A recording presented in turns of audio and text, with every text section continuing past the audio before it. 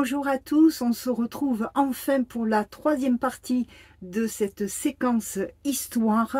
Nous nous retrouvons tout de suite pour la Gaule et la chute de Rome. Alors dans le dernier épisode, nous sommes allés jusqu'au 2e siècle après Jésus-Christ. Plus précisément en 136 après Jésus-Christ, à la mort d'Adrien l'empereur. Mais pendant ce temps, chez nous, en Gaule, ça se passait comment? Comment on vivait? Alors remontons le temps jusqu'en -500 avant Jésus-Christ. À savoir que les Gaulois n'ont pas laissé d'écrits. Tout se transformait de vive voix, de druide en druide. Les seuls écrits que nous avons sur les Gaulois nous viennent des Grecs et des Romains. Les Gaulois savaient prendre soin d'eux. Ils se lavaient bien sûr, et aussi se raser. Ils avaient déjà des rasoirs, des peignes, des miroirs. C'étaient des gens extrêmement propres. À propos de la couleur de leurs cheveux, ils se les teignaient, soit avec du lait de chaux, soit avec de l'argile. C'est pour ça que l'on disait que les Gaulois avaient les cheveux blonds.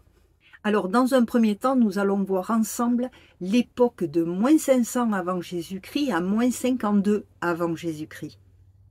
Là où commence l'époque gallo-romaine. Tant qu'aux Gaulois, d'après les écrits grecs, ce sont des Celtes. Les Celtes, qui occupent toute la partie ouest de l'Europe, sont une multitude de petites tribus, chacune dirigée par un prince. Toutes ces tribus parlaient à peu près la même langue, s'habillaient et vivaient à peu près de la même manière. En fait, c'est Jules César qui, le premier, va délimiter la zone gauloise. Mais les Gaulois vont quand même tenter de se défendre en attaquant Rome. Oui, cela dit, ils n'ont pas été trop méchants, mais malins. Ils ont épargné la ville en échange d'une tonne d'or. Les Gaulois vivaient dans des maisons en bois spacieuses, structures en bois et murs en torchis, parfois une cave, et presque toujours 1 ou 2 étages. Dans la pièce principale, au centre, le foyer pour faire la cuisine. Les lits étaient confectionnés de matelas en laine et de peau de bête. Les Gaulois aimaient les couleurs vives et les motifs à carreaux. Ils teignaient la laine, le lin ou le chanvre, avec toutes sortes de plantes colorantes. Ils savent déjà se servir d'un métier à tisser pour créer leurs vêtements.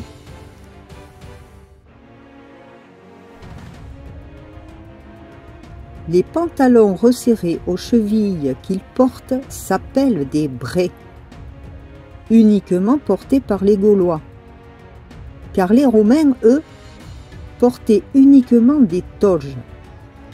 Aux pieds, les Gaulois portaient des brogues, chaussures de cuir, car il ne faut pas oublier que les Gaulois sont de grands spécialistes de la tannerie. En haut, une tunique à carreaux. Et par-dessus, l'hiver, ils portent un saillon. C'est un grand manteau de laine qui ressemble à une cape, agrafé par une broche qui s'appelle une fibule, un joli bijou. Les femmes, elles, portent de grandes jupes qui descendent jusqu'aux chevilles. Pour leurs soldats, eux, ils portent déjà des cottes de mailles. Eh oui, la cotte de maille n'a pas été inventée au Moyen-Âge. Il ne faut pas oublier que le Gaulois était l'homme de fer. Ne croyez pas que leurs casques portaient des ailes, non. Ils étaient équipés de paragnathides qui servaient à protéger les joues et les mâchoires dans les combats. Donc, les Gaulois sont d'excellents forgerons. Ils vont révolutionner l'artisanat et l'agriculture en confectionnant de très nombreux outils, marteaux, faux, bêches, et outils pour labourer.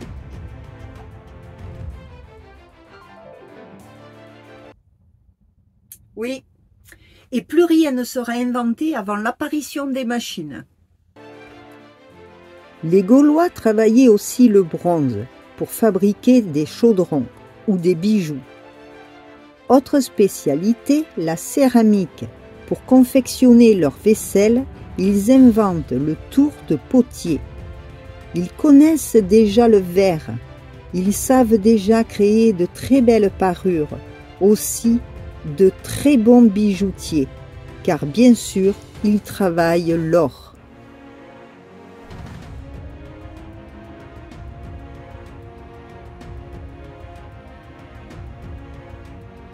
Ils ont aussi créé leur monnaie, pour commencer, en or. Mais pendant ce temps, les Romains, eux, ils avancent. Et ouais. Les territoires de ces peuples se sont miraculeusement conservés de différentes façons. Alors parfois dans le découpage départemental de la France, mais surtout à travers des noms, notamment des noms de villes, les Bellovas qui ont donné Beauvais, les Ambiens qui ont donné Amiens, les Avernes qui ont donné l'Auvergne, et j'en passe. En Gaule, à cette époque, il y a environ 12 millions d'habitants. On trouve de grandes catégories sociales. D'un côté, le peuple avec les agriculteurs, les bergers et les artisans. Mais attention, on n'est pas encore au Moyen Âge. Ils ne sont pas inscrits, ils sont libres, mais pas bien riches pour autant. Et puis il y a les nobles, la cavalerie. Ce sont eux qui contrôlent le commerce et qui ont le pouvoir politique. Certains d'entre eux siègent au Sénat gaulois, mais ce Sénat ne se trouve pas au village, mais en ville, enfin, à l'oppidum. Ces villes sont grandes d'environ 150 hectares, villes entourées de fortifications. Un oppidum est constitué de plusieurs quartiers sillonnés de rues, ainsi que quelques prés pour le bétail. En fait, l'oppidum est la capitale d'un peuple, et chaque peuple avait son oppidum. Exemple, Gergovie pour les Avernes, Bibracte pour les Éduens, Lutèce pour les Parisis.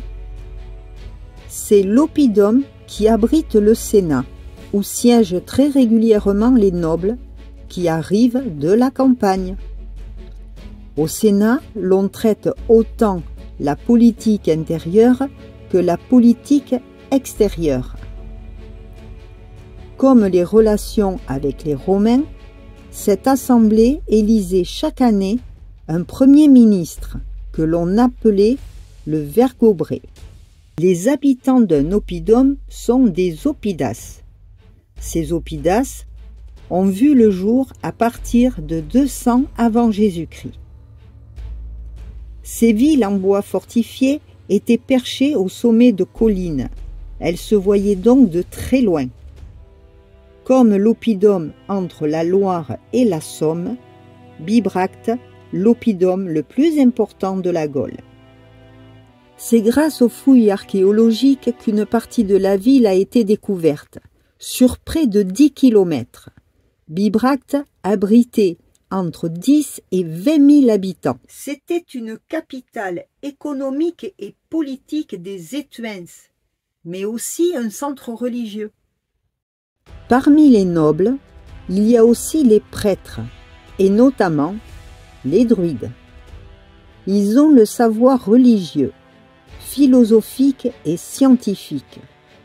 Ils sont chargés de le transmettre à d'autres nobles ou à de futurs druides.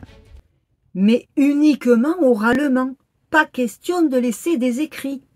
Les druides ont aussi des fonctions politiques et administratives. Ils gèrent par exemple les comptes, les archives et les testaments. Pour cela, quelques écrits, rédigés en alphabet grec. Et le barde, avec ses chants et ses poèmes. Il transmet la mythologie, il encense les dieux. Car les Gaulois, tout comme les Romains, croient en de nombreux dieux. Mais ce ne sont pas toujours les mêmes, suivant les peuples. Et Zeus, le dieu souterrain, et Bélénos, celui de la lumière.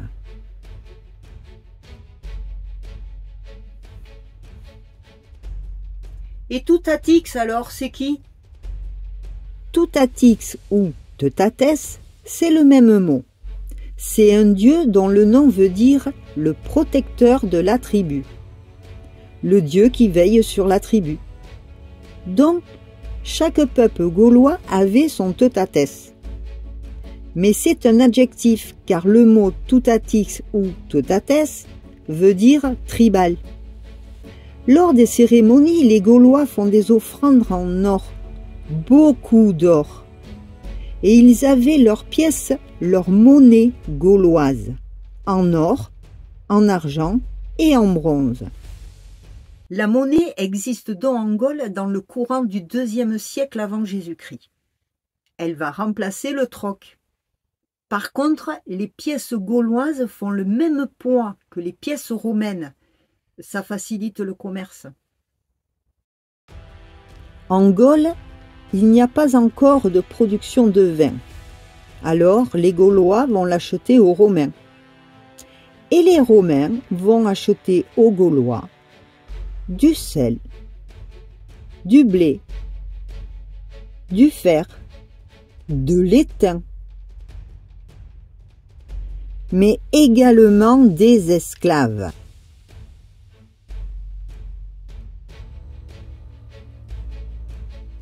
Par contre, les Gaulois vont inventer le tonneau, plus pratique, et cela rendait le vin meilleur. Le problème, c'est que ce commerce va mettre les Gaulois dans l'orbite romaine. Et les banquets, il y en avait? Oui, bien sûr, ils étaient offerts par les nobles, une façon pour eux de partager leurs richesses. On y fêtait aussi des fêtes religieuses. Contrairement à ce que l'on croit, les Gaulois ne mangeaient pas de sanglier. Pas du tout. Le sanglier est un animal sauvage qui appartient aux dieux. En revanche, on mange du cochon, du cheval et même du chien. Et on boit beaucoup de vin. Oh, il paraît que César est en train de se rapprocher de chez nous. Comment ça se fait? Ah, mais oui! C'est là que le consul de la Gaule transalpine casse sa pipe. Et c'est à César que l'on confie le pouvoir. Ce qui fait que César est obligé de s'occuper des affaires gauloises. Et il y a du boulot. Ouais. À cette époque, les Germains terrorisent les Séquanes et leurs voisins les Helvètes. Les Helvètes, se sentant menacés, sont obligés de fuir chez les Santons, la Charente de nos jours.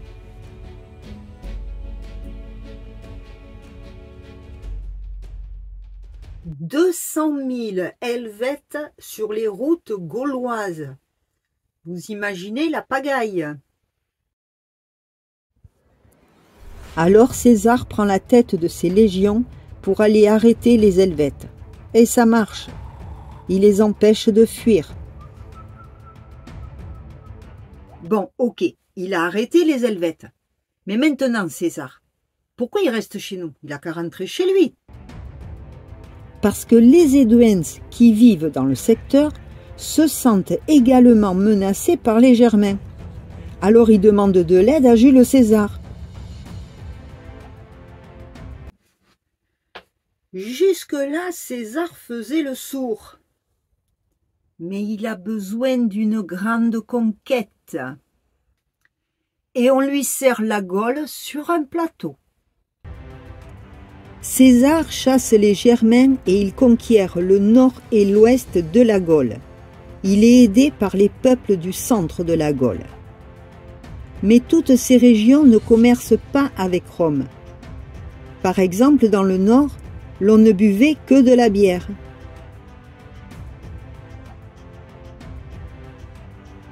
Eh bien, désormais, on consommera du vin.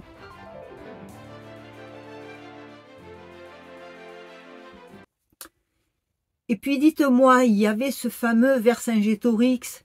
Pendant ce temps, lui, qu'est-ce qu'il fait? C'est son époque. Eh bien, il est parti combattre aux côtés de César. C'est un jeune Arverne, à savoir que les Arvernes ont signé un traité avec Rome en 122 avant Jésus-Christ. Après la défaite qu'ils avaient subie, ce traité leur imposait une clause au minimum de neutralité, mais probablement d'alliance. Oui, et bien si Vercingétorix était resté à l'écart des campagnes de la guerre des Gaules, il aurait pu être général. Car son expérience militaire, elle a bien été acquise quelque part. Forcément aux côtés de César. Mais alors pourquoi après il décide de trahir César? Il est probable que César soit devenu de plus en plus insupportable. Se sentant bafoué, les Gaulois, avec l'impulsion de Vercingétorix, partent en émeute. Alors là, César, il est très fâché. Il décide de donner une bonne leçon à l'instigateur de toutes ces émeutes. Vercingétorix, évidemment. Il va donc assiéger Vercingétorix dans son propre siège, à Gergovie, capitale du pays arverne. Après de nombreuses décisions stratégiques de la part de Vercingétorix face à César, Vercingétorix doit se réfugier à Alésia. Alésia devient un siège des Romains durant 2 mois. Enfin, les renforts gaulois arrivent. Ce sera une bataille de 4 jours effroyable. Malgré tout, Vercingétorix doit capituler. Il se rend. Et là, nous sommes en -52 avant Jésus-Christ. C'est la fin des Gaulois et le début des Gallo-Romains. Vous me suivez? Les druides vont progressivement disparaître. Ils ne pourront plus transmettre leur savoir. En revanche, les nobles gaulois vont tirer leur épingle du jeu. Ils apprennent le latin. Ils vont même l'instaurer comme langue officielle. En fait, ce sont les nobles gaulois qui vont implanter la culture romaine en Gaule. Les Romains, donc, apportent aux Gaulois leur construction flamboyante et surtout utile, comme les routes pavées, les aqueducs, les égouts, les thermes. Mais notre héritage romain ne se limite pas qu'à ces monuments. Les conséquences de la romanisation sont énormes. Nous parlons latin. Et oui, le français, c'est du latin. Nos cadres administratifs et nos droits ont pour origine Rome. Ce que nous sommes aujourd'hui est dû en partie à ce phénomène. Au cours du IIIe siècle, la guerre civile et les invasions font rage. C'est l'anarchie totale. Le gouvernement commence à s'écrouler. Les églises chrétiennes prennent de plus en plus d'importance. Les empereurs suivants, environ en 202 après Jésus-Christ, interdisent à tout citoyen romain de se convertir, que ce soit au judaïsme ou au christianisme, sous peine de finir dans l'arène, dans la gueule des animaux, des mises à mort devenues des événements sportifs. Il sera aussi interdit aux fidèles de se réunir pour exercer leur culte. La Bible est déclarée hors la loi. Malgré tout, le nombre de fidèles augmente. En 305, la première tétrarchie d'empereurs éclate. 4 nouveaux souverains leur succèdent. Mais l'un d'entre eux, particulièrement rusé, va bientôt évincer les 3 autres et bouleverser à jamais l'Empire tout entier. Et nous sommes en 310 après Jésus-Christ. Constantin Ier le Grand, un jeune homme de forte carrure, tempérament audacieux et au caractère impitoyable. Dès le départ, Constantin ne voit aucun intérêt à partager le trône. Aussi concocte-t-il d'écraser un par un les autres co-dirigeants. Lors d'une bataille, il aura une vision dans le ciel pleine de lumière, ce qui le conduira à la victoire. Puis, il passe son temps à professer sa piété chrétienne. Alors, intervention divine ou manœuvre politique? La conversion de Constantin demeure tout de même un mystère. Et encore aujourd'hui un débat pour tous les historiens. En attendant, le christianisme va maintenant plaire aux Romains. En 311, on officialise enfin cette religion à travers tout l'Empire. Des églises seront construites partout, dont la première, église Saint-Pierre de Rome.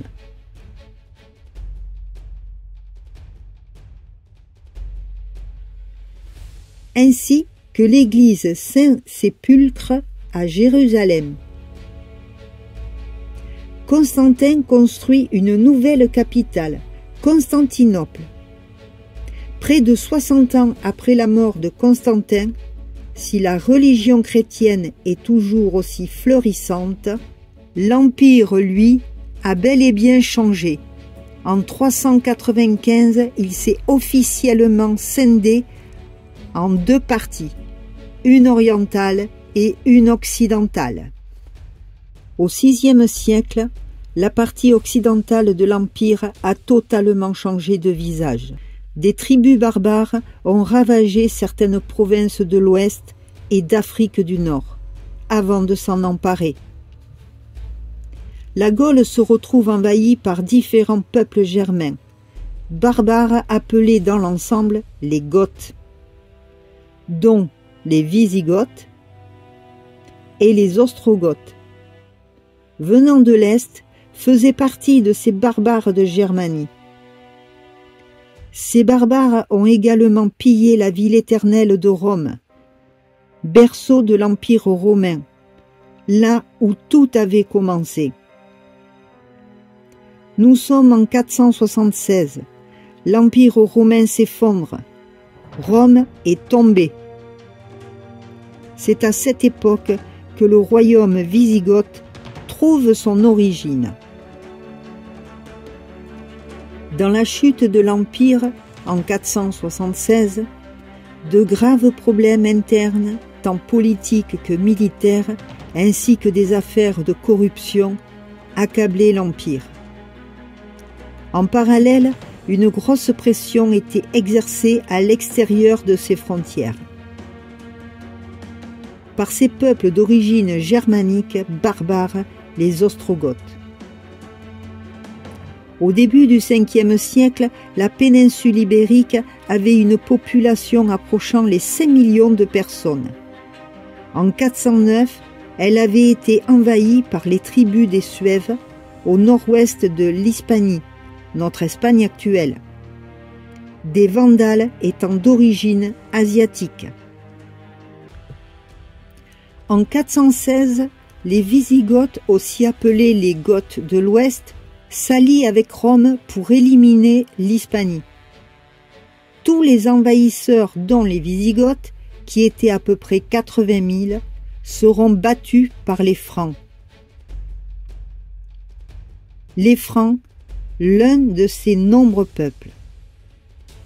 En revanche, les Wisigoths acceptent de signer des alliances avec Rome tant qu'aux Ostrogoths, ils étaient sujets des Huns. Le peuple des Francs a pour chef Clovis, qui deviendra roi en 481, et il crée le premier royaume de France. Mais ça, c'est encore une autre histoire. Car la Gaule n'est pas devenue France du jour au lendemain. Alors je vous propose cette partie de notre histoire dans une prochaine vidéo. Mais pas tout de suite. Parce que nous allons retourner un petit peu à la peinture dès que possible. Je vous remercie d'avoir suivi jusqu'au bout cette vidéo. J'espère qu'elle vous aura plu, qu'elle vous aura appris des choses.